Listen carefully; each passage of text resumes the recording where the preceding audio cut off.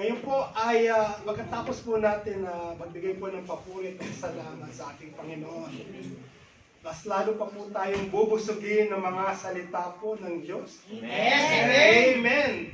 Hinihintay niyo po ba na marinig ang mga salita ng Diyos? Amen. Amen. Tinatravel ko na po ang ating buting pastora, si Pastora Aisha, upang bahagi po ang mga salita ng ating Panginoon.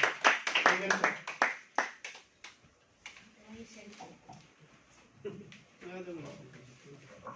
Glory to God. I believe na ang mga palakpak na yun ay para sa Diyos lamang po. Amen? Amen. So, He deserves to be praised, worshipped, and to be adored to the Most High. Amen. Maraming salamat at good morning sa lahat, no? How is you? How is you? Isa lang yun. Ron Graham. Tama yan, tama. How is you? Ron Graham. Ron Graham. Ron Grahams. How's your day? How's your day? How's your week? So, kumusta po? Mag-Tagalog na po tayo. Kumusta po ang lahat? Balita ko, nakapagbakasyon. Yung iba nga, nakapagdagat pa nga eh. Wow. Wow, sana. Amen. Bless. Bless na bless yung mga nakapagdagat at mas bless na bless yung mga nagpabautismo. Amen! So, may mga kaluluwa po tayo na tumanggap at sumunod sa ating Panginoong Hesus Kristo. Pero wala po akong listahan, but in any way, to those brothers and sisters, congratulations, welcome to the Christian family. Christian family. Christian world. Christian world. Ikaw mismo yun. So, maraming salamat na gagalak po kami, and the Lord is more happier. The heavens are celebrating dahil officially tinanggap nyo at sinunod nyo ang utos ng Panginoon. Amen. So like what Jesus did,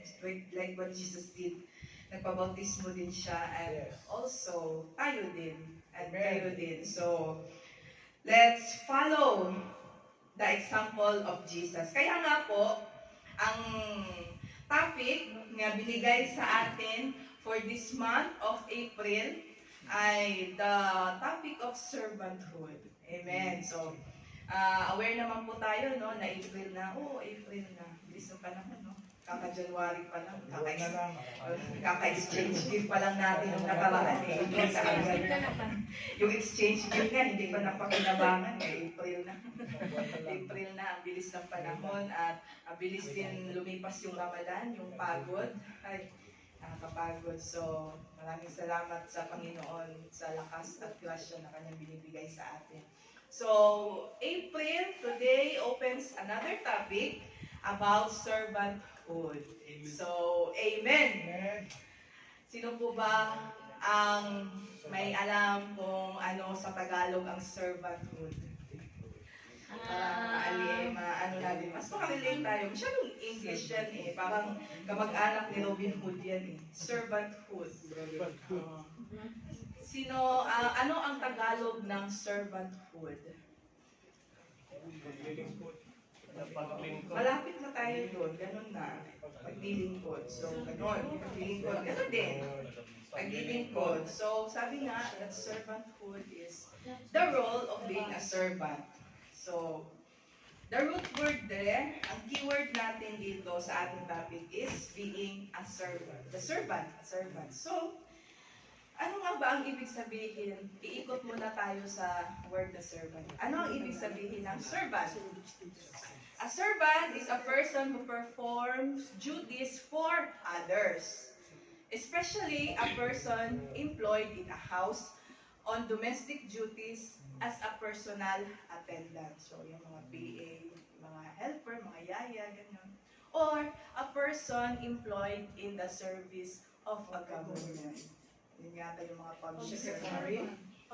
Public servant, kaya siguro ganun ang term na ginamit nila. Yun lang ang public servant na parang ang hirap hanapin, hagilapin. Sila lang ang kunwari, kasi, di ba? Yung mga servant, they are the lowest, so supposed to be there are the lowest na, form, na the role, di ba? Pero ang mga public servant parang, Ang hirap nilang, hirap ha, Nakakaya ko puso. kakaiyak, malakakit, akap. Nakakaya, hindi mo basta-bastang maanuhan ng problema, ng tulong. So, ayun natin politics. Ayaw natin ng gobyerno masyadong magulo, pasukan ng namin. So, yun ang servant. Ang servant is yung naglilingkod para sa iba. Diba? Ang naglilingkod para sa iba. Ngayon, ano po ba ang pinagkaiba? Pag nagsabi natin servant, pwede po ba siya maging slave? Ano ang pinagkaiba ng slave at saka servant? So, dito. A slave is a person who is forced to work for and obey another and is considered to be their property. So, slave is working excessively hard. A slave is directly controlled by another. So, ang slave, binili ka. Pati yung oras mo, yung tulog mo, yung kain, binili na. So, kung gusto nung isa, you are controlled by your master, kung sinong nagbili sa'yo. Kung gusto kanyang magtrabaho, ayaw kanyang pagpahingahin, wala kang karapatang magpahinga. Kung gusto kanyang ayaw matulog, wala kang matulog kasi binili ka niya. You are controlled by your master. Diba? That is a slave. So, very intense ang word na slave. Whereas, a servant is, being a servant means that your service is not forced, but a choice. Diba? Servant is more of an attitude. So, ang pagkakaiba dito is, yung servant is medyo mas maluwag. Pwede kang maglingkod, maglilingkod ka, but your service is not forced. It is your choice. Mga naglilingkod ka dahil gusto mo. Dahil hindi ka demand, hindi ka diniman, di ba? And a servant is like more on your attitude. Parang willing ka maglingkod, willing ka na paglingkuran yung iba. So, it's more of an attitude. So, kung anong pagkakaiba niyan, a slave is more intense, whereas a servant is you have parang more on may free will ka. Amen? So, doon na tayo sa servant, no? O tayo sa slave. Pero, si Apostle Paul, ang ginagamit niya is slave. Kasi, ganun din ka-intense yung ano niya, pag-follow niya or pag-love kay Lord. Ganun. So, depende sa inyo kung gusto yung, kung ganun ka-intense yung pagmamahal nyo kay Lord. Lord, I am your slave. Pero, ano tayo? As sumusunod tayo sa ating topic, servanthood, dito tayo sa servanthood. So, title of God's word today is Servanthood, the Jesus way. So, Jesus way. Paano naglingkod si Jesus? Maglilingkod tayo kung paano si Jesus din naglingkod. Gusto po ba natin yon? Amen. Amen. Gusto po ba nating maglingkod? Amen. Amen. Parang konti lang Amen. Maglingkod na. Gusto po ba nating maglingkod sa Diyos? Amen. Amen. So let's pray. Bow down our heads. Lord, maraming salamat Lord sa mga kapatid ko Lord na nagsabi ng amen Lord na gusto nilang maglingkod Lord. And Lord, ang paglilingkod namin ngayon Lord ay magsisimula dito Lord God. Magsisimula Lord God kung saan Lord God, bubuksan niyo ang aming puso at isipan Lord na matutunan ka na paglingkuran, matutunan kang mahalin. Maraming salamat Lord for this opportunity, for this time na kami pinagtipon-tipon mo Lord. Lord, we welcome your Holy Spirit Lord. Holy Spirit, move upon us. Lord, pour out your Spirit on each and every one of us Lord God. Lord, open our hearts, open our minds Lord. Lord, grant us the capacity Lord God na maintindihan at tanggapin ang iyong salita Lord God. Lord, I pray Lord God na kumilos ang iyong salita sa puso at isipan ng bawat isa, Lord God. And Lord, lead us, Lord. Preach unto us, Lord God, and teach us, Lord. In Jesus' name we pray. Amen. Amen. Maraming salamat sa lahat ng kapatiran na nag-amen na gusto nilang maglingkod. So, alamin muna natin kung maglilingkod tayo, paano tayo maglilingkod sa pamamaraan na ginawa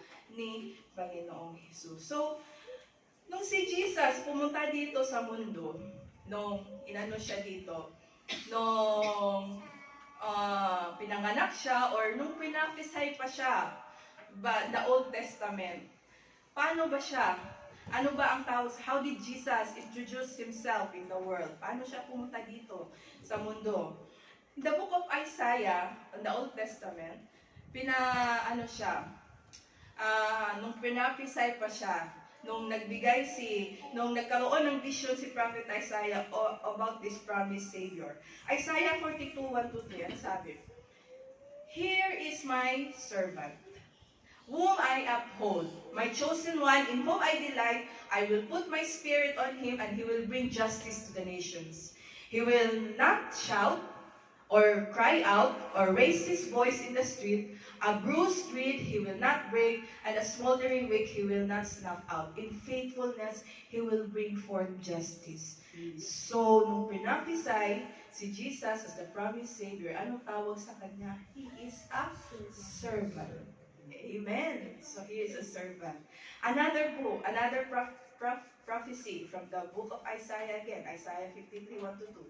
Whom has believed our message, and to whom has the arm of the Lord been revealed? He grew up before him like a tender shoot, and like a root out of dry ground. He had no beauty or majesty to attract us to him. Nothing in his appearance that we should desire him. So, ang mga servant, wala lang yan silang nandyan lang yan sa gilid, di ba? Yung mga alipin, walang yan sila, hindi sila attractive, hindi sila dapat napapansin, di ba? So, Jesus, he came into this world in such a pinakamababang position as a servant, and that character, no? That humility, that downfulness na he had no beauty, or wala man lang sa kanya na hindi natin siya lilingunin, di ba? Nothing in his appearance that we should desire him. Ganun ang pag-prophesy kay Jesus as a servant, and like nothing, di ba? Nandun na sa gilid. And in Matthew 20:25-28, Jesus called them together and said, "You know that the rulers of the Gentiles lord it over them, and their high officials exercise authority over them. Not so with you," kung sinabi niya sa mga disciples. "Instead, whoever wants to become great among you must be your servant. And whoever wants to be first must be your slave. Just as the Son of Man did not came to be served, but to serve." Amen? So Jesus came in the world to serve. The Son of Man, hindi pumunta si Jesus dito sa mundo para paglingkuran, kundi maglingkod. Amen. Amen. So, Jesus came to this world, introduced himself as a servant. Again, in the book of Philippians 2:5-7, in your relationship with one another, have the same mindset as Christ Jesus, who being in very nature, did not consider equality with God with something to be used in his own advantage. Rather, he made himself nothing by taking the very nature of a servant, being made in human likeness. Diba? Si Jesus, he is God. But he said, did not consider, ayaw niyang i-consider yung sarili niya na equal kay God. Amen? Nung pumunta siya dito, he wants to be in the position of being a servant, not to be equal with God. So, our Lord Jesus wants us to know Him as a servant. So, ang ating Panginoong Jesus ay isang servant. Even Jesus is God, He has a humble posture of being a servant. So, itong paglilingkod, it's more of a character, di ba? Being in your attitude, di ba? Kung gusto mong maglingkod, hindi sa mo yan, nasa puso mo yan. So, it's more of an attitude of the heart. So, pagbabasihan natin ang book of John 13:2-16 actually is ito. Mahaba to pero the idea, the story is, kung makikita nyo dyan, magbukas naman kayo ng inyong Biblia. Para hindi kayo antokin. This is the story about washing of the disciples' feet. Alam na natin. Di ba? So, ano ang story dito? Dito in-illustrate ni Jesus at in-emphasize niya dito ang na kung gusto mong maging dakila or gusto mong manguna, dapat you have to be the servant of all. You must be a servant first, di ba? So, this is the washing of the disciples' feet. The evening meal was in progress and the devil had already prompted Judas, the son of Simon Iscariot, to betray Jesus. So, ayun na si Judas. Ito, Jesus knew that the Father had put things under his power and that he had come from God and returning to God. So verse 4, he got up from the meal, took off his outer clothing and wrapped a towel around his waist. After that, he poured water into a basin, began to wash his disciples' feet, drying them with a towel that was wrapped around him. He came to Simon Peter, who said to him, Lord, are you going to wash my feet? Hugasan mo nga yung paa ko, ang sabi ni Simon. Sabi ni Jesus, you do not realize now what I am doing, but later you will understand. Sabi ni Peter, si Peter, di ba, ano siya, sanguine siya, di ba? Ano si Peter? Ano siya, napaka-intense niya. Sabi niya, no, huwag mong hugasan yung paa ko, Lord. Hindi pwede. Sabi ni Jesus, unless I wash you, you have no part with me. So, Simon Peter said, not just my feet, but my hands and my head as well. So, Jesus answered, those who have been bathed did not only to wash your feet, but also your hands. So, verse 12 tayo. When he had finished washing their feet, he put on his clothes and returned to his place. Do you understand what have I done for you? He asked them, you call me teacher and Lord, and rightly so, for that is what I am. Now that I, your Lord and teacher, have washed your feet, you also should wash one another's feet. I have set you an example that you should do as I have done for you. Very truly, I tell you, no servant is greater than his master, nor is a messenger greater than the one who sent him. So, sabi ito, maghugasan daw tayo ng paa. Kung mabaho ang paa mo, tago mo yung paa mo. No, hindi literal na maghuhugasan tayo ng paa.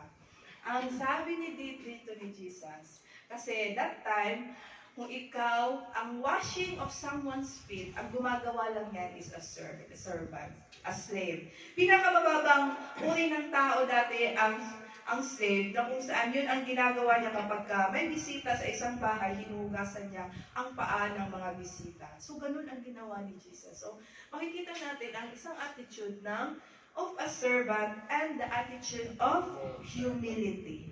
Pagpapakumbaba. Amen? Serve one another with love. Diba? Kumbaga, kahit pa parang napakababa or napaka-humiliating yung ginawa ni Jesus na maghugas ng paa. Pero nag-set siya ng example, ginawa pa rin niya. As a sign na ginawa, sabi niya na ganun din ang dapat gawin niyo sa isa't isa. Amen? Sabi niya, if you want to be great, then you must be the servant of all. So, sino dito ang gusto maging dakila? Or gusto maging mataas? Or, ano ba yun? Gusto dito ang gusto mag-promote? Ano? Gusto niyo mag-promote? Ayaw? Alam na nila, nagtagtrabaho natin. Pressure Ako, pressure lang yan. Mga natuto na. Mga natuto na. Ayaw nyo ba maging manager?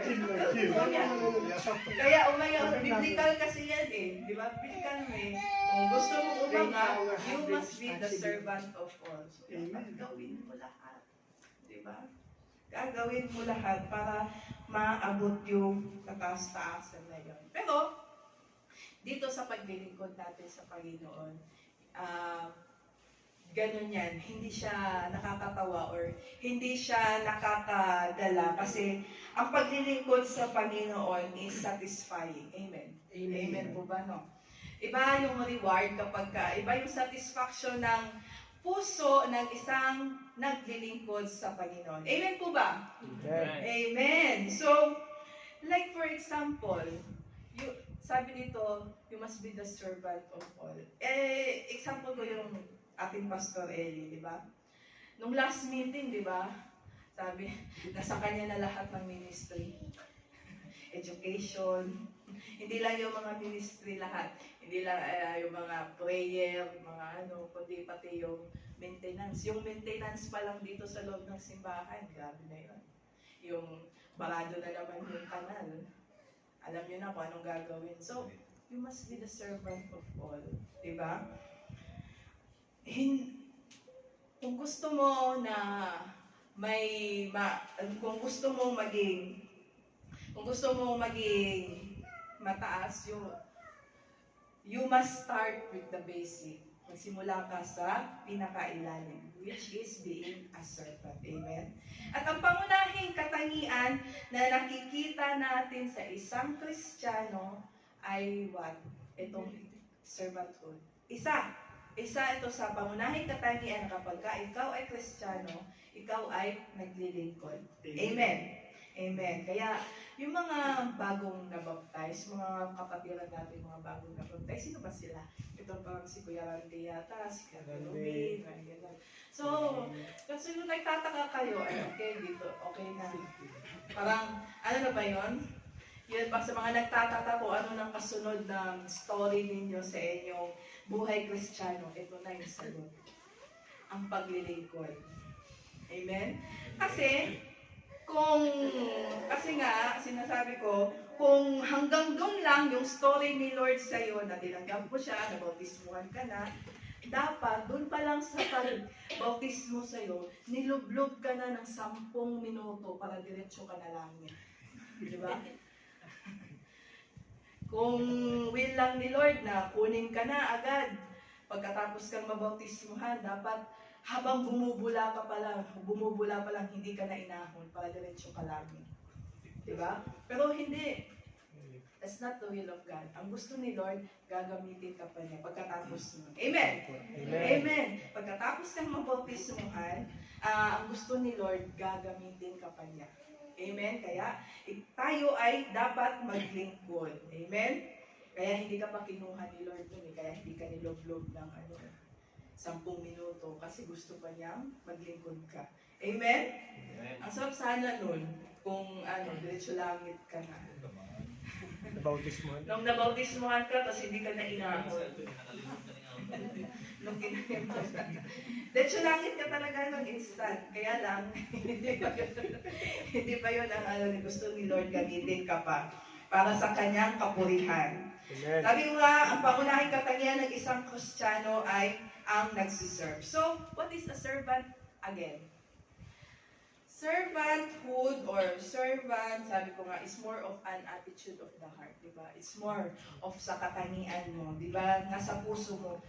Aanin mo naman yung naglilingkod o wala naman sa puso, di ba? Or the willingness to serve God starts with your heart, di ba? Amen. And naniniwala po ako dyan. And I believe naniniwala ang mga lingkod dyan sa Panginoon, di ba? Unang-una, what is servanthood? A servant. Patangan na isang servant. A servant is humble. Mapagkumbaba. Amen. Humility. So, sino dito may kakilalang mahangin? Diba? So, sabi dito, a servant, hindi pwedeng servant ka tapos mayabang ka. Diba? Walang servant o walang katulong, o baka meron na, no? Katulong na choosy, meron. Pero katulong na mayabang, baka hindi ko alam, baka meron na. Katulong na choosy, katulong na, ate may wifi ka ba, may washing ka ba, automatic ba yung washing mo, ganon, meron ng ganon.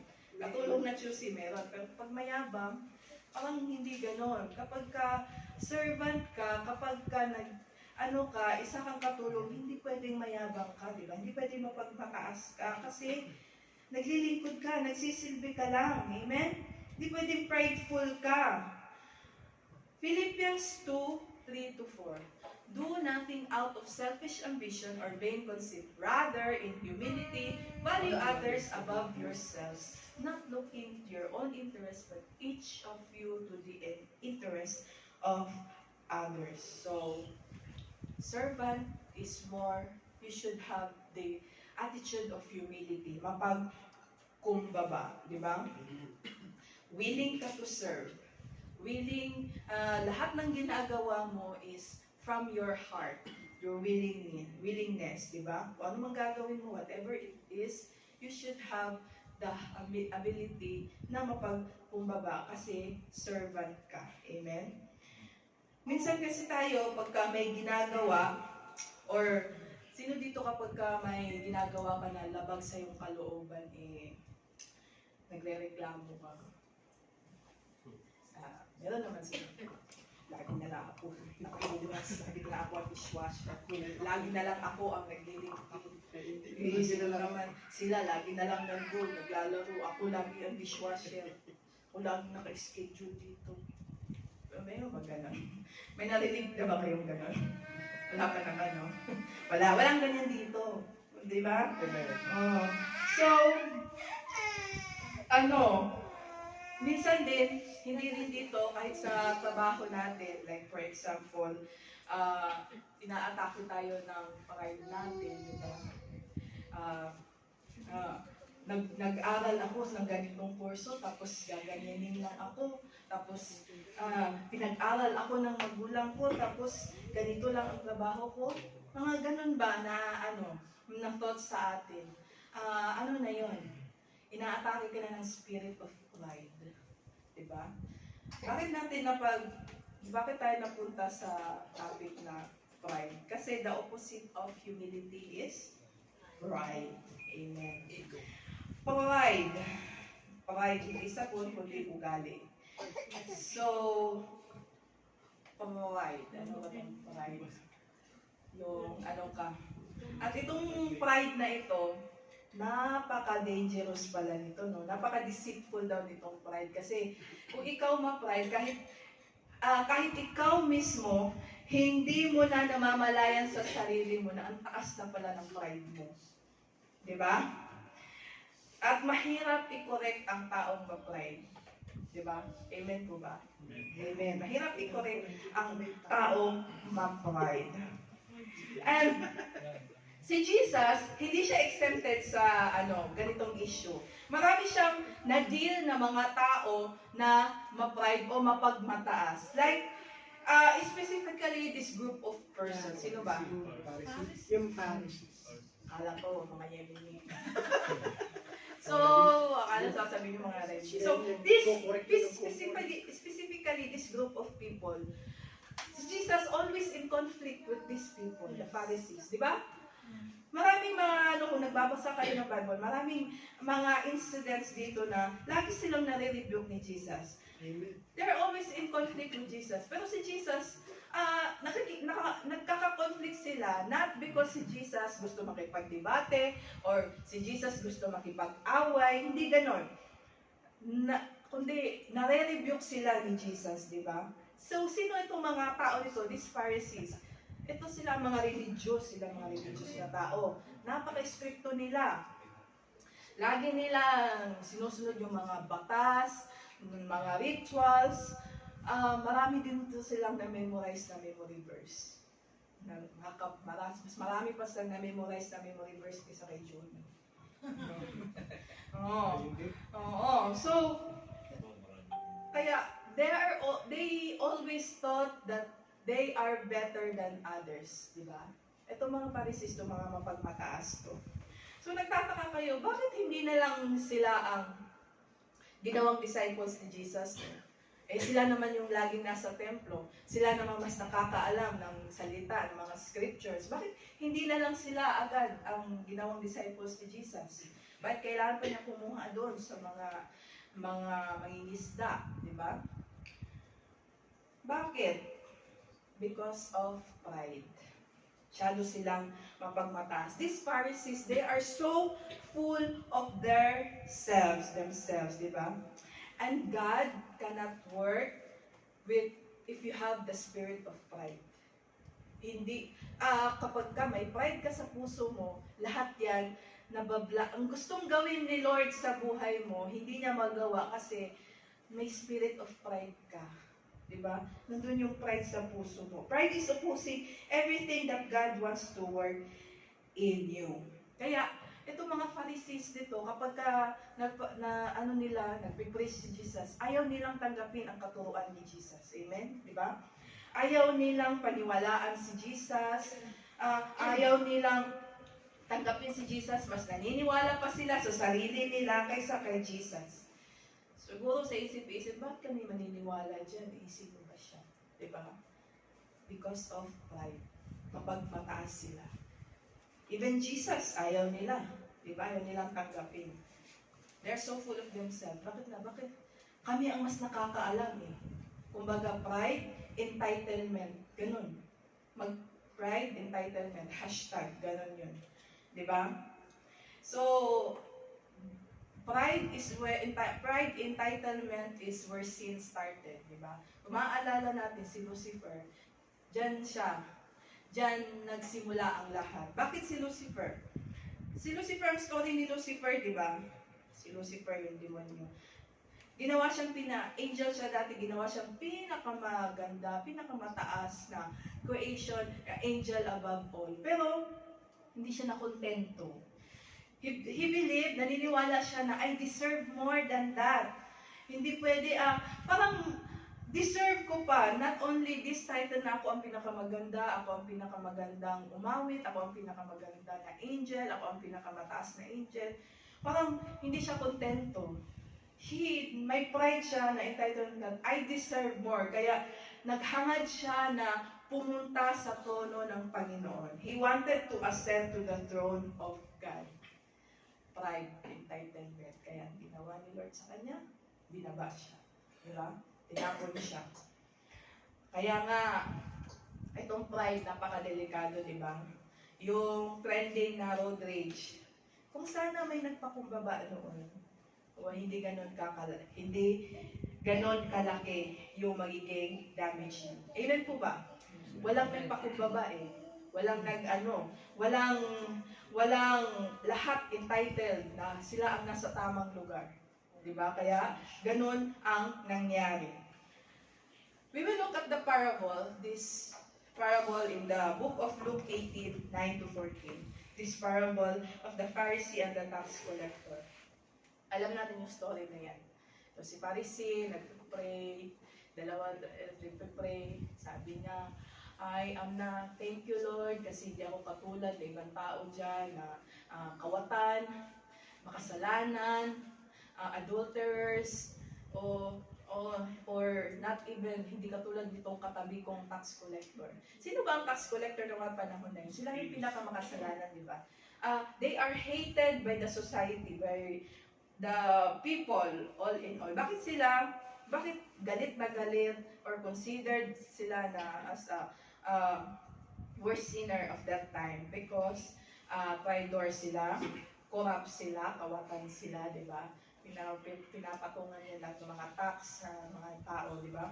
Kaya, the worst sinner of that time si tax collector. So, nagkasabay ito, si Pharisee at si tax collector. Ito naman si Pharisee, sabi na, salamat Lord, hindi ako katulad nitong katabi kong tax collector na makasalanan.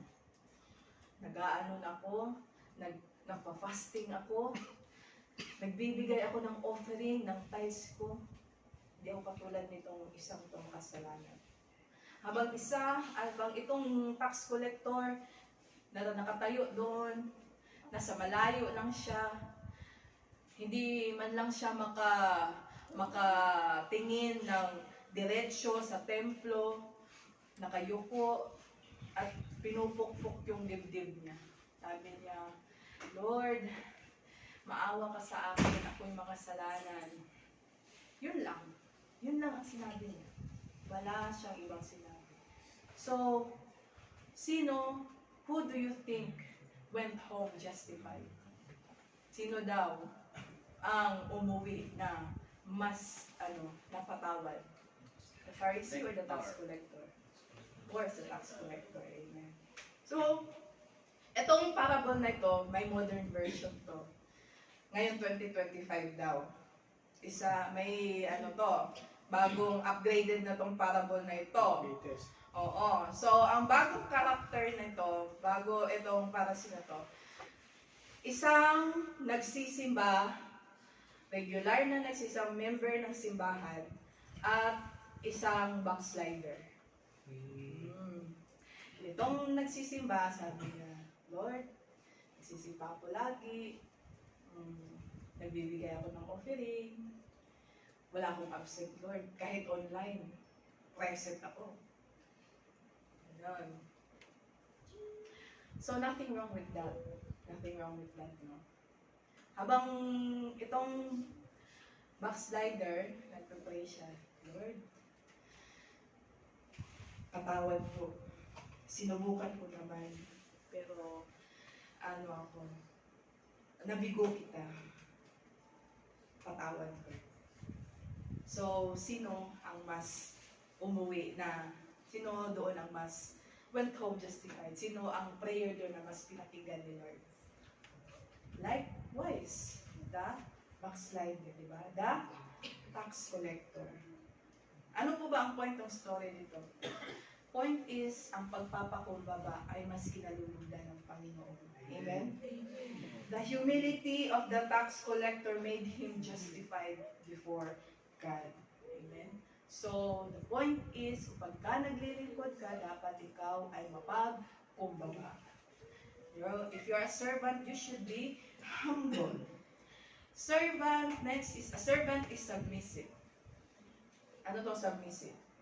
Submit, pass your papers by the count of 1, 2, 3. So, servanthood is submission. Kasama sa First Peter,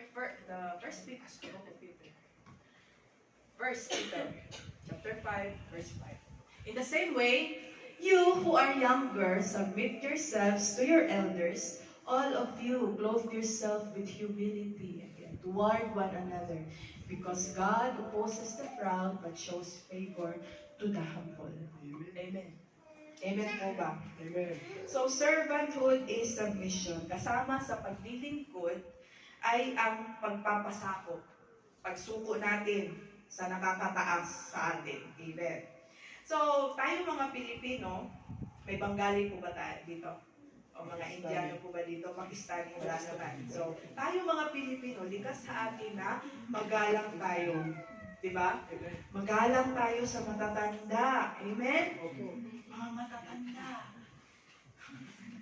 So, hindi naman natin sinasabing lagi silang tama.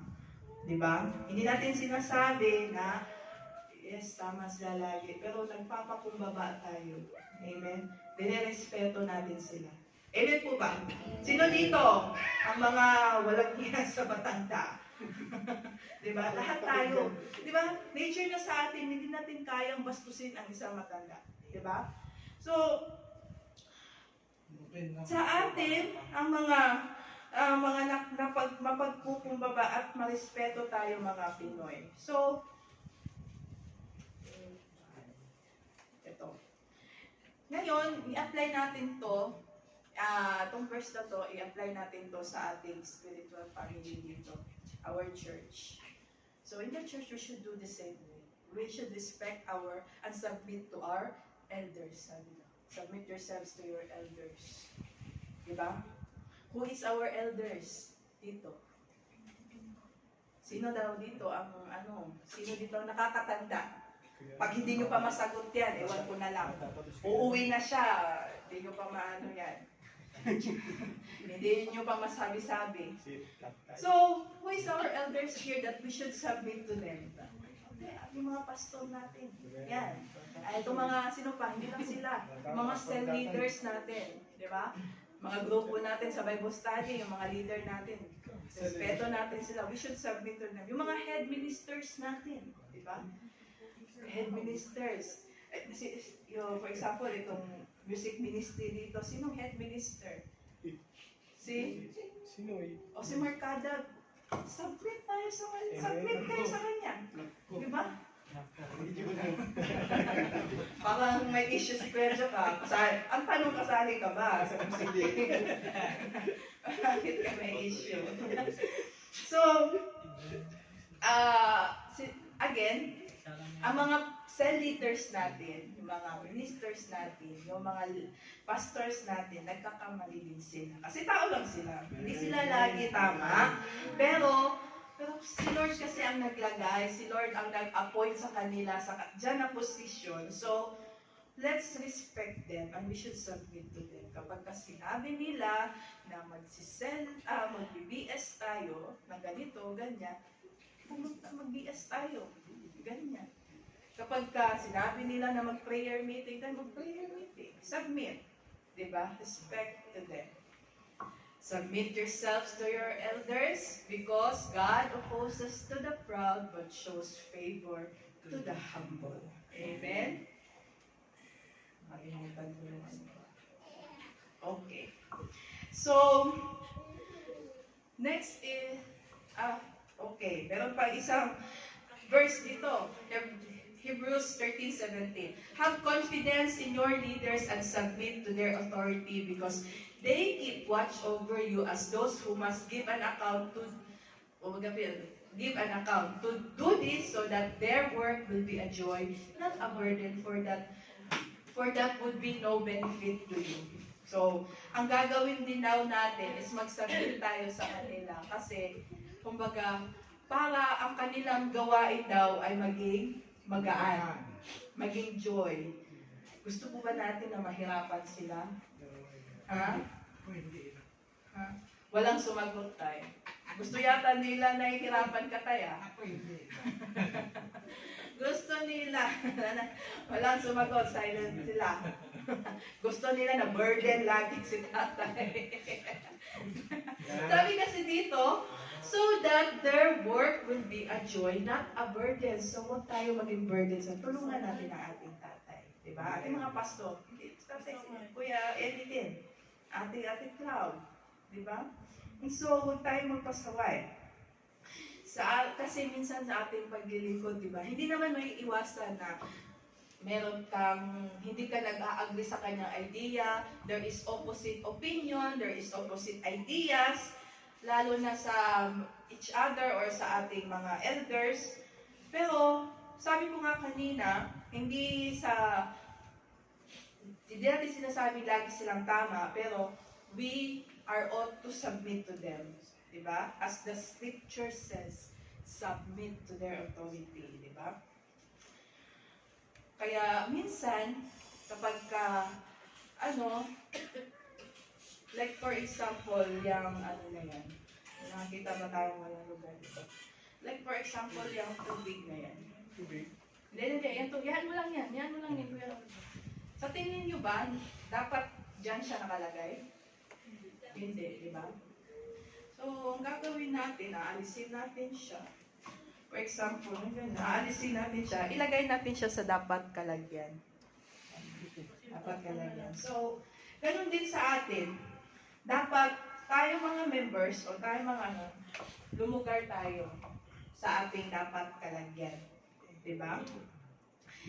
Huwag tayong porket ayaw natin sa sinasabi nila, talak tayo ng talak. Diba? Tawas ko yung Marlon. Sino gumagawa niya? Yung gumagawa niya. May kilala yata si Kuya Marlon ng talak ng talak. So, we should submit. Ano tayo? Lumugar tayo sa dapat kalagyan natin. Di ba? Kaya sabihin mo sa katabi mo, may kalalagyan ka. May kalalagyan ka. Sabi ko na, parang ano yung threat. Sabihin mo, may kalalagyan ka. O, di ba? Ngayon naman, tapos na tayo sa ating simbahan. Yung mga kalalagyan nyo na may kalalagyan ka talaga kapag patuloy ka dyan. Ngayon naman tapos na tayo sa ating simbahan, sa family naman tayo. Because we believe that our God is the God of order, di ba? And nilalagay niya ang lahat sa ayos, in order, siya ang nag-arrange sa lahat sa atin. So Colossians 3:17-24, and whatever you do, whether in word or deed, do it all in the name of the Lord Jesus, giving thanks to God the Father through Him. Wives, mga asawa daw, asawa na babae, submit yourselves to your husband Yes. as it is fitting to the Lord. Bakit ka naka-yes, Kuya Alan? Yes. So, yung mga asawa daw, submit to your husband as it's fitting to Yung the word Lord. submit. Ngayon naman, mga asawa, lalaki, love your wives. Mahalin niyo ang iyong asawa. Do not be harsh with them. Huwag daw kayong masyadong harsh sa kanila. Be gentle. Mga asawa, mga lalaki, mahalin niyo yung asawa niyo. Do not be harsh with them. Hindi lang naman yung mga asawa lalaki lang. So, tapos na yung mag-asawa. Mga anak naman. Sabi sa verse 20, children, obey your parents in everything for this pleases the Lord. So, I believe tayo mga naging anak, diba? Dumaan din naman tayo sa pagiging pasaway. Sinong hindi? O baka hanggang ngayon pasaway ka pa din. Lumaki ka na lang, pasaway ka pa din, di ba? So, nung na-realize mo yan, nung nagkaanak ka, di ba? Kaya, yung mga kapag ka sinasagot-sagot ka ng mga anak mo, parang, parang sumagot lang yung anak mo, parang hindi mo matanggap, no? Ganito pala yun. No?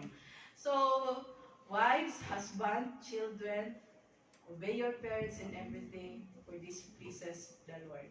Ngayon naman, sa mga tatay, do not embitter your children or they will become discouraged. Huwag mo daw masyadong amin yung mga anak ninyo kasi baka na-discourage.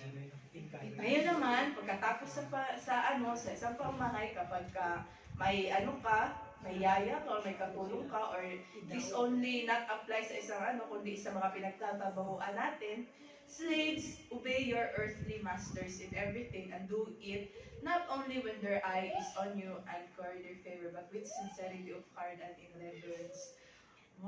reverence for the Lord. So tayo, bilang tayo yung mga employee, nagtatrabaho din, gawin daw natin yung mga trabaho natin na para na hindi lang yung parang may nagbabantay, yung parang binabantayan lang tayo lagi, di ba?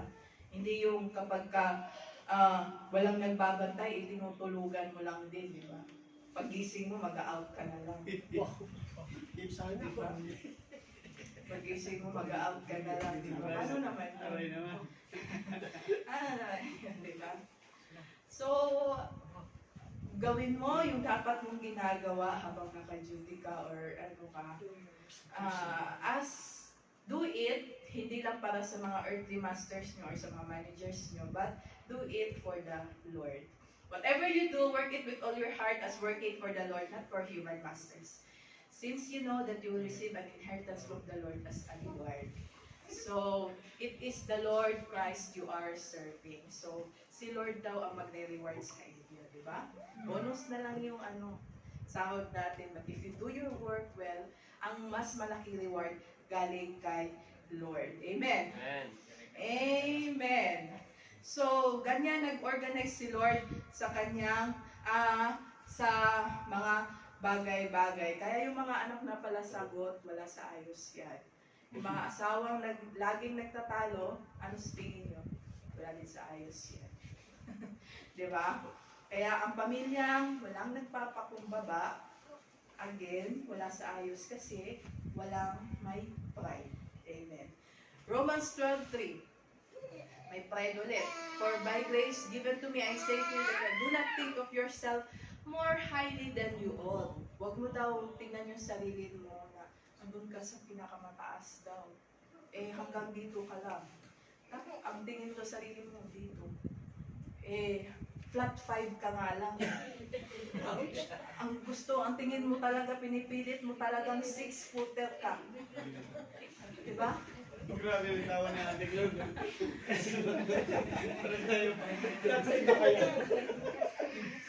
So, yun.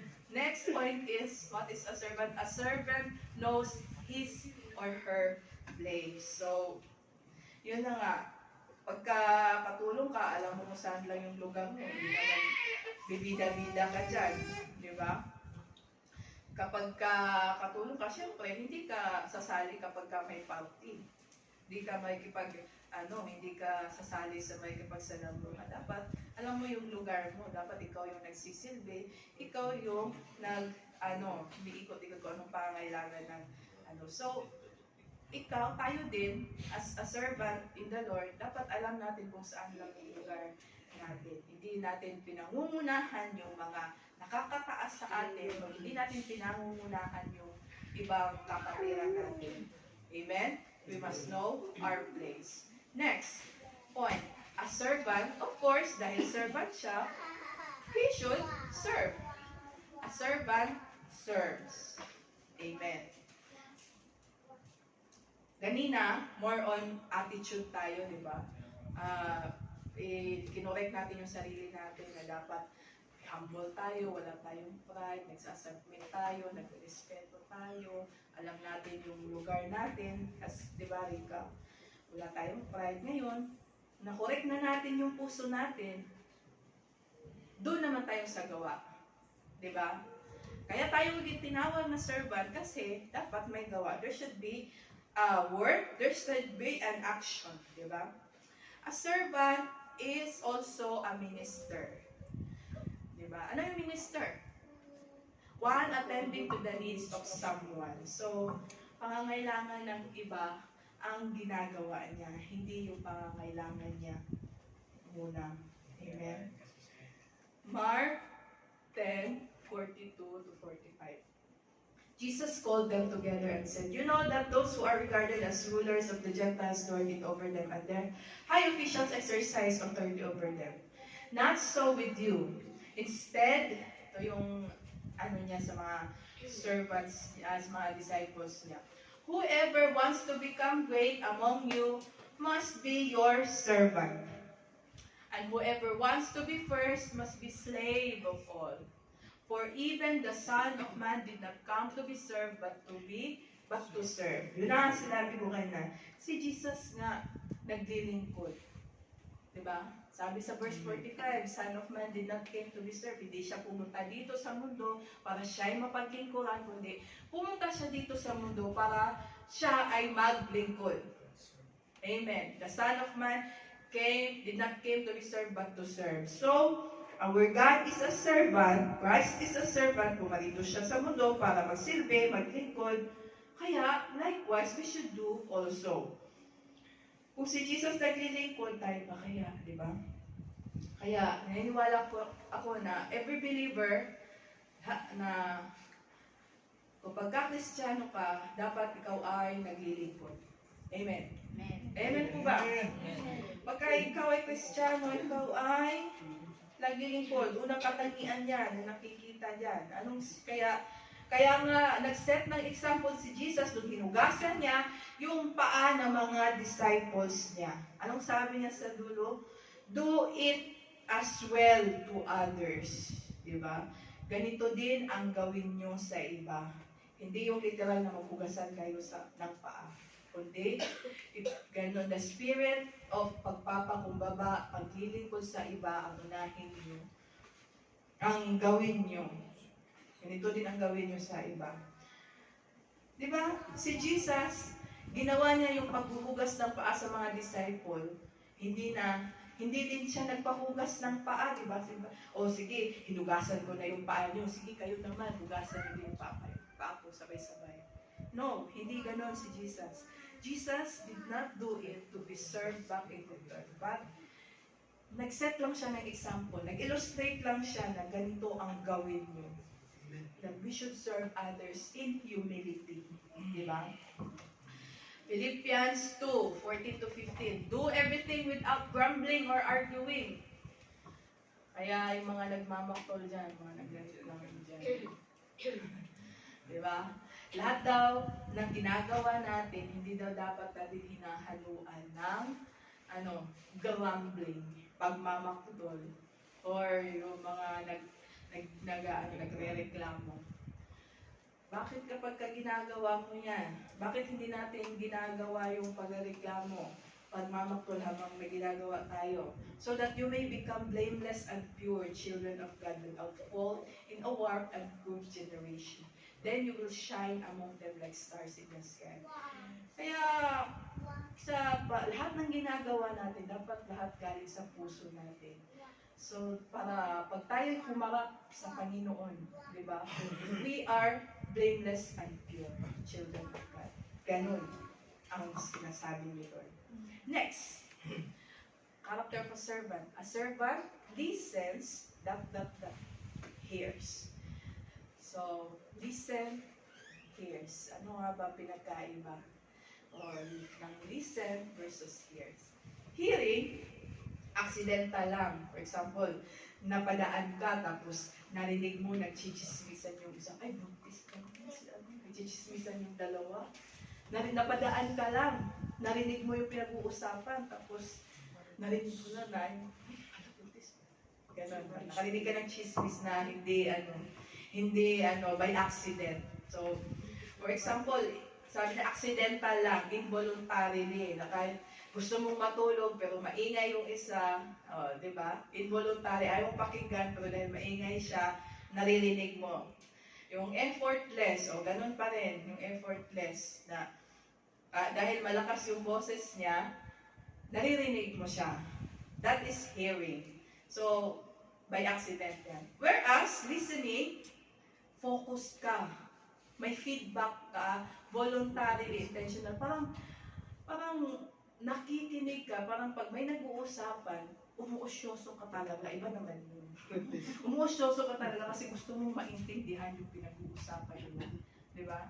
Gusto mong maintindihan yung issue. Di ba?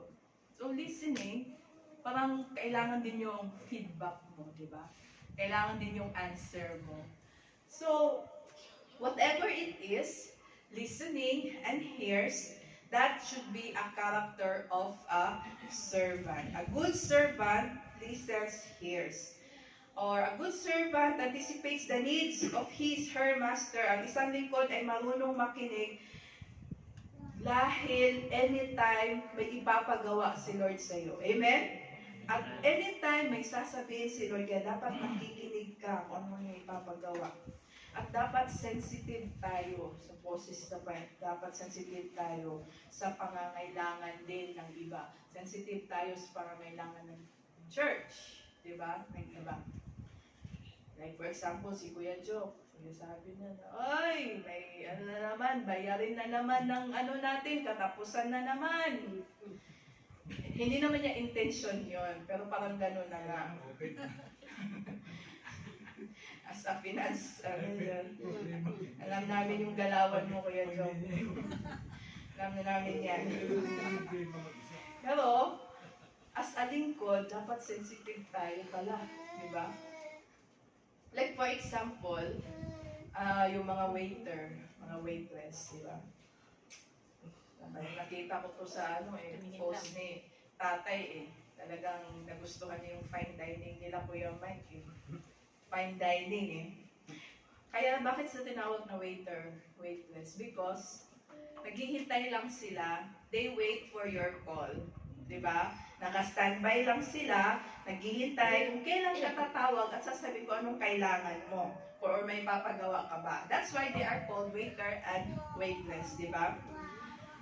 Like for example, sa fine dining at saka sa fast food resto, talagang mapag-aano talaga natin yung kaibahan ng mga waiter dyan, no? Sa fine dining, di ba, yung mga waiter, kapag ka nakita nila na kalahati na lang yung tubig, paubos na yung tubig ng guest, agad yan, refill agad yan, di ba? Di ba, Kuya Mike? Di ba, parang kasama sa protocol, gano'n, di ba? Refill agad yan. Or pagka ma'am, na ba? Serve na ba natin yung dessert mo?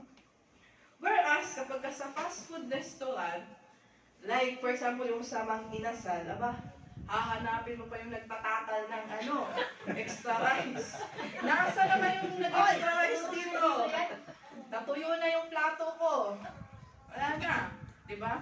Tapos, minsan, pag wala kang kasama, kumuha ka lang ng tubig, nilitpit na pala yung pinagkainan mo. Pagbalik mo sa wala na. Malinis na yung mesa mo. Malinis na yung mesa mo. Diba? So, ganun yung difference. The point is, a good servant is nag-anticipate, di ba?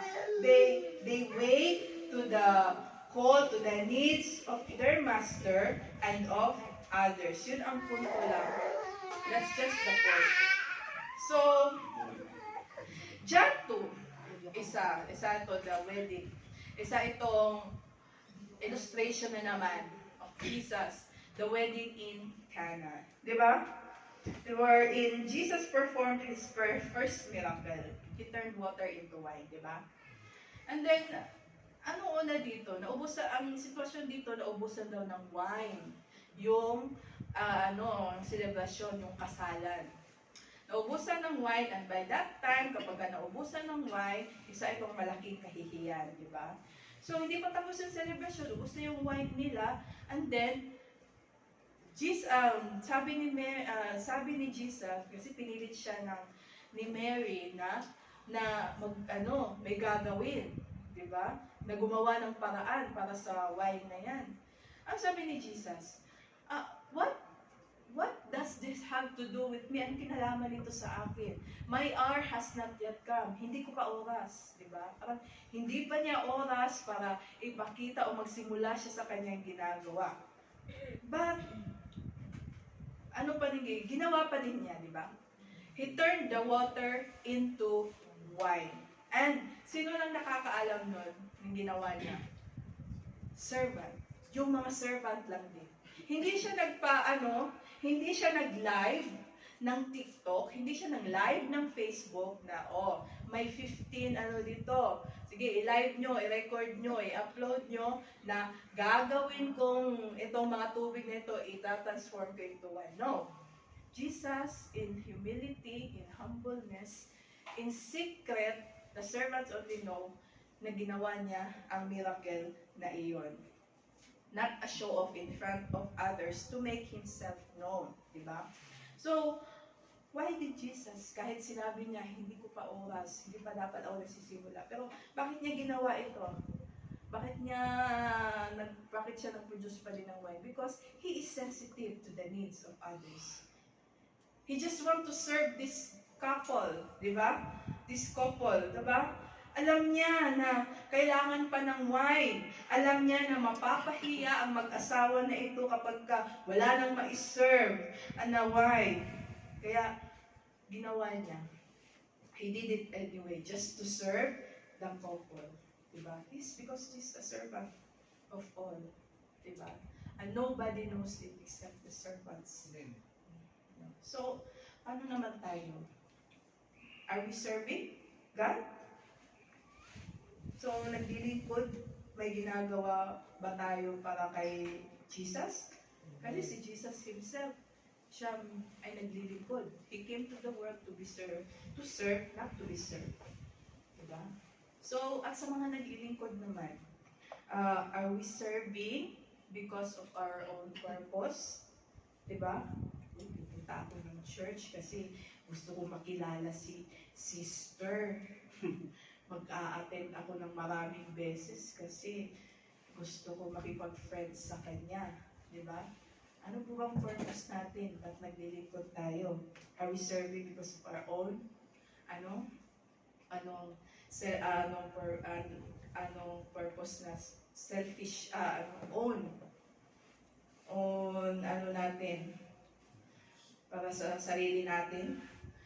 O magsisimba ako kasi maraming pwedeng ma-recruit doon sa pyramid. Magsisimba ako. Marami akong ma-recruit doon dito sa business. Ano ba? So, are we serving because we need something in return from God? Naglilingkod po ba tayo kasi may kailangan tayo, Lord? Amen.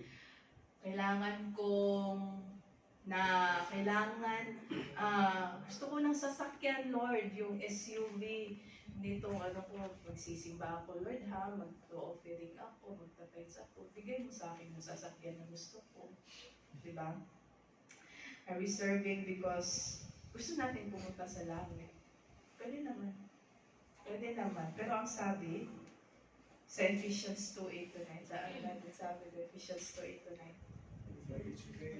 Junior. Ano Kasi mas malaki. Si Mark. Submit. Si Mark. For by grace you have been saved through faith, and this is not from you. It is the gift of God. It is not from works, so no one may boast. Diba? It's by the grace of God, hindi daw sa sariling gawa mo. Makakarating ka sa langit, hindi sa sarili mong gawa, hindi sa mga effort mo, but the grace of God through Jesus Christ. Amen. So, I pray na that we are serving. Dapat ang heart natin is dapat nag-serve tayo. Kasi simply because gusto natin mag-serve, simply because we love the Lord, and in return gusto natin siyang paglingkuran, di ba? Dapat as simple as that lang. Wala nang maraming pasikot-sikot. And I pray that, sabi nga sa kanta, Heart of a Servant, I pray that the heart of a servant will be in us, yung puso ng isang naglilingkod, ng isang lingkod ang dapat na sa atin na, Lord, it's your will, not my ways, hindi yung pamamaraan ko, but yung kagustuhan mo. Diba? Not your will, not my own ways, but your will be done. Amen? Amen po ba tayo? Amen. So, amen po ba tayo sa salita ng Diyos? Amen. Amen. So, glory to God.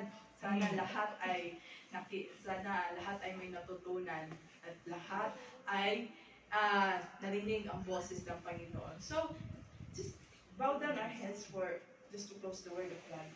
And Father God, maraming salamat, Lord God, dahil Ikaw muli ay nangusap, Ikaw ay pumilos. Lord, thank you for leading us. Thank you for teaching us the idea of servanthood, Lord God. Lord, hindi man po ito ang buong konsepto, hindi man ito ang buong thought, Lord God, but Lord, thank you for the idea, thank you for this basic knowledge, Lord God, na binigay niyo sa amin, Lord God. Lord, marami ka pang ituturo sa amin, marami ka pang sasabihin sa amin, Lord, may ipapagawa ka pa sa amin, Lord, and Lord, Lord God, we are your servants, Lord God. Lord, Ikaw po, Lord God, ang manguna sa amin. Ikaw po ang mangusap, Ikaw po magturo sa amin. Continue to lead us, Lord, each and every day. Maraming salamat, Lord God, sa iyong salita. Maraming salamat sa iyong kapangyarihan.